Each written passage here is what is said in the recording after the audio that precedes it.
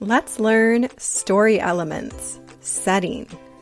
What is the setting? The setting is where and when a story takes place. Let's first look at where. Some places a story might happen would be the park, at school, at home, in the woods, at the lake,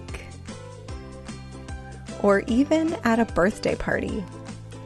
So the setting is where the story happens. The setting is also when or the time the story happens. The time a story takes place might be in the morning or at night, in the summer or in the winter. It might be in the past, which is long ago, or the present, like today.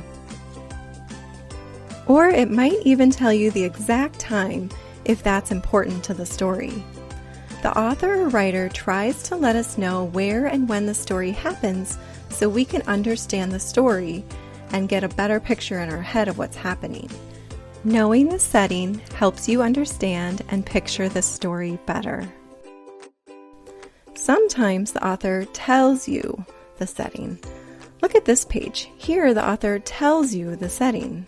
One warm spring morning, David went to the basketball court at the park. We can see when the story happens, a warm spring morning, and we can see where the story happens, the basketball court at the park. Here, the author made it very clear where and when the story was taking place. Sometimes the author shows you the setting. Let's look. David walked, bouncing his basketball to the court as the birds sang. Because the author is showing us the setting, we have to put all the clues together to find the setting. It says to the court, so maybe where the story happened could be a park or school with a basketball court. And the author put in the clue that the birds sang. I know birds usually sing loudest in the morning and during the spring and summer, so maybe that is when the story was happening. I can also use the picture to help me. That's often a huge clue as to where and when the story takes place. Let's look at a few stories and see if you can name the setting. Every Saturday morning, Grandma, Sarah, and I go for a walk in the woods. What is the setting here? Where and when did the story happen? Did you say the woods on Saturday morning? Here, the author told us the setting pretty clearly. The author said, every Saturday morning as the when, and in the woods as the where. We can also use the picture for clues. There are lots of trees, it's green, and it looks like there's some sunshine. Remember, sometimes the author shows us. This next one might be more tricky. Today was the big day. Mia was nervous. She hoped she would pass her important test. What is the setting here? Where and when did the story happen? Did you say at school during the day? There were clues. For instance, the author talked about an important test, which probably would be done at school. So maybe that's the where. Plus, the picture seems to look like a classroom. And it says today, which could mean during the day. Let's do one more, and this one doesn't have a picture.